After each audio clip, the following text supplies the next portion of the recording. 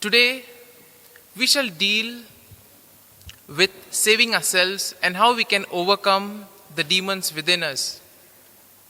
And basically, the fact of overcoming the demons that are there within us, we will need to also cultivate the virtues of perseverance, and also we need to be united among ourselves, but most importantly, we need to be rooted in Christ. Paul, in his letter to the Galatians, emphasizes the fact that it is Jesus himself who has saved us from eternal damnation. He is the one who took all our sin upon himself and suffered a gruesome death.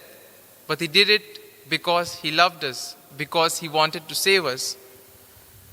Similarly, if we take a look at the life of Saint John Leonardi, we see that here was a man filled with the zeal to save others, because even before he was ordained, when he was a lay person, he was involved in saving souls.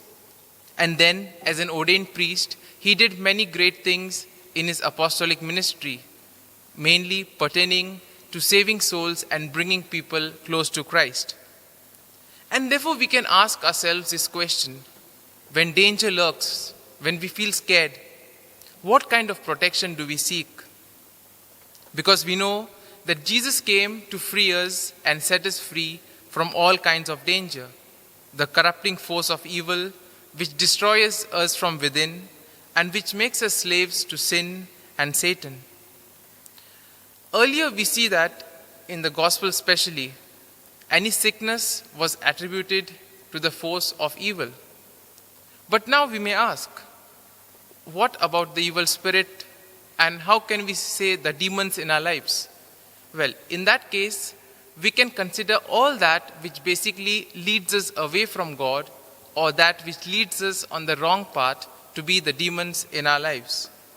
And therefore, Jesus promises us that he gives us the power to be able to overcome these demons in our lives.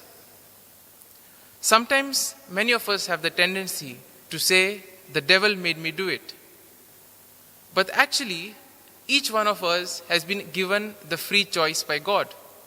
Now, God loved us so much that he gave man free choice. That means we have the decision to say yes or no, to reject or to accept. And God did this knowing very well that man could also reject him. And then we see that people began grumbling. Some were surprised and some began to test him. And therefore we see in today's gospel, some of them ask him to give a sign. Now they have already seen in front of their eyes that Jesus performed a miracle, but still they want a sign from heaven. And this happens when we are filled with the prejudices, when our sight is basically blocked with regards to the misconceptions or the prejudices we have. And therefore, it becomes difficult for us to see what is there in front of us. But how could Jesus get the power and authority to release individuals from Satan's influence and control? Well, we know that when Jesus was in the desert for 40 days, he himself was tested and tempted. But because of his obedience to God the Father, he was able to overcome it. And therefore, he just asks us to be united to him, to be rooted in him, and he will take care of everything. And then Jesus asks us, whose kingdom do we want to follow? The thing is, there is only one choice which we can make, either for him or against him. If we go following the wrong path, it basically means that we are rejecting God. And if we follow the teachings and the virtues of God, it means automatically that we are rejecting Satan. And therefore, these are the two choices that we face every day in our lives. Sometimes we may be aware of it, sometimes we may not be aware of it.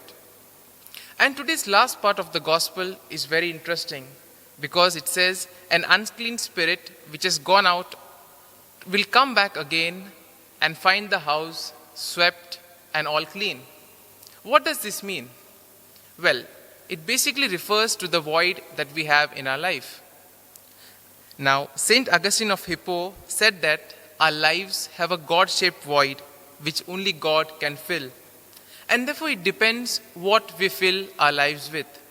Do we fill our lives with things that are good for us, things which Jesus wants us to do, or do we fill our lives with things which would basically make Satan happy, which would basically be against the kingdom of God?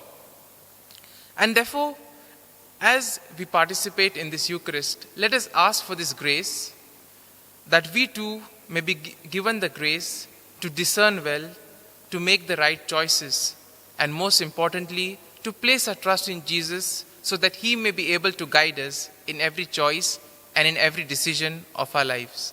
Amen.